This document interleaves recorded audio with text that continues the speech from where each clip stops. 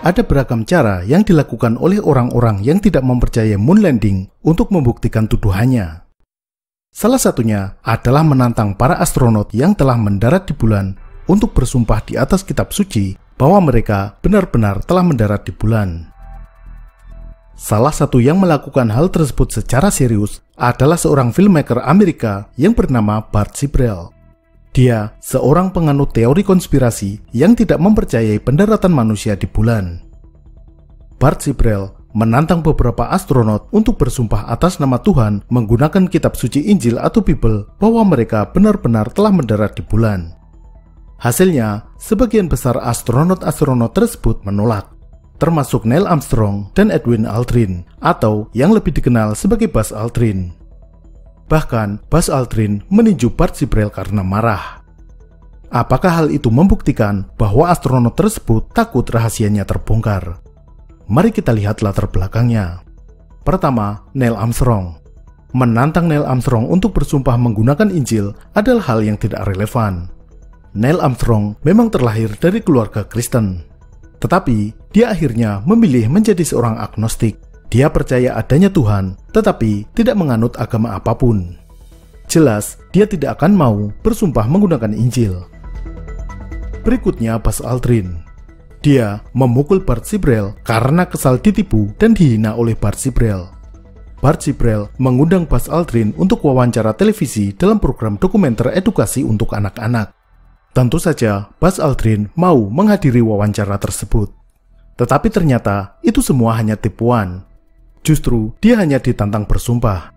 Tentu saja dia kesal dan pergi. Namun Bart Sibrel terus mengejarnya dan mengikutinya sambil mengatainya sebagai pengecut, pembohong, dan maling.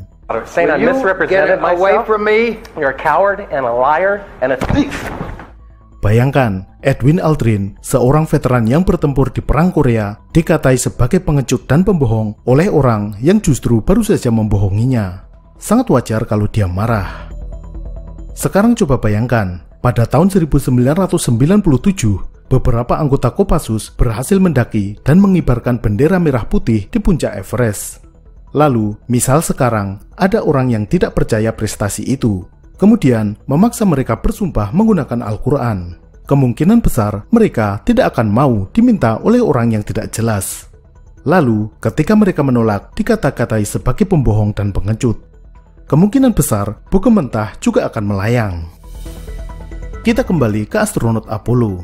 Meskipun sebagian besar menolak, ada beberapa astronot yang bersedia bersumpah menggunakan Injil, yaitu Alan Bean, Eugene Cernan, dan Edgar Mitchell. Mereka bersumpah dengan Injil bahwa mereka benar-benar mendarat dan berjalan di bulan. I swear under penalty of perjury. I swear under penalty of perjury, treason, and eternal damnation. And eternal damnation. That I walked on the moon during Apollo 17. That I walked on the moon on Apollo 17 for 75 hours. I lived on the moon on Apollo 17 for 75 hours. Well, 6 other. Alan Bean juga bersumpah dia benar-benar mendarat di bulan, meskipun dia keberatan dengan kata-kata treason atau pengkhianat, karena itu tidak ada hubungannya dengan sumpah itu. Dia berani bersumpah, dan jika sumpahnya palsu, maka akan mendapat azab selama-lamanya, atau eternal damnation. Say your name? My name is Alan Bean. I swear to God and affirm. I swear to God and affirm. Under penalty of perjury. Under penalty of perjury. Treason. Treason. No, not treason. Treason has nothing to do with it. Let me rephrase this and say, I've got my hand on the Bible. I went to the moon. I walked on the moon. All the other people that you think are people that NASA says went to the moon and walked on the moon. But you won't go to the moon and walk on the moon. You won't say under penalty of treason. What's treasonous? That's doing something fraudulent to the taxpayers. That's crap. Well, what that about isn't treason. Under penalty of eternal damnation? Under penalty of eternal damnation. Lalu, apakah ketika ada yang berani bersumpah, maka penganut konspirasi akan percaya? Tidak, mereka tetap tidak akan percaya. Hal yang sama juga terjadi seperti tentang bentuk bumi. Banyak yang mengirimkan DM kepada Dr. Syekh Muzaffar Syukur, astronot asal Malaysia yang pernah keluar angkasa. Akhirnya, melalui akun Instagramnya, Muzaffar Syukur menuliskan sumpah demi Allah bahwa dia melihat bumi dari luar angkasa berbentuk bulat Atau lebih spesifik, dia menggunakan istilah sfera yang berarti berbentuk bola. Apakah dengan ini kaum bumi datar akan percaya? Sebagian besar tidak akan percaya. Mereka punya flowchart logika sendiri. Alur logika mereka adalah ketika ditantang bersumpah, jika tidak mau berarti mereka takut, dan kesimpulannya bumi datar. Jika mau bersumpah, berarti dia seorang pembohong dan melakukan sumpah palsu. Kesimpulannya, bagi mereka, bumi tetap datar.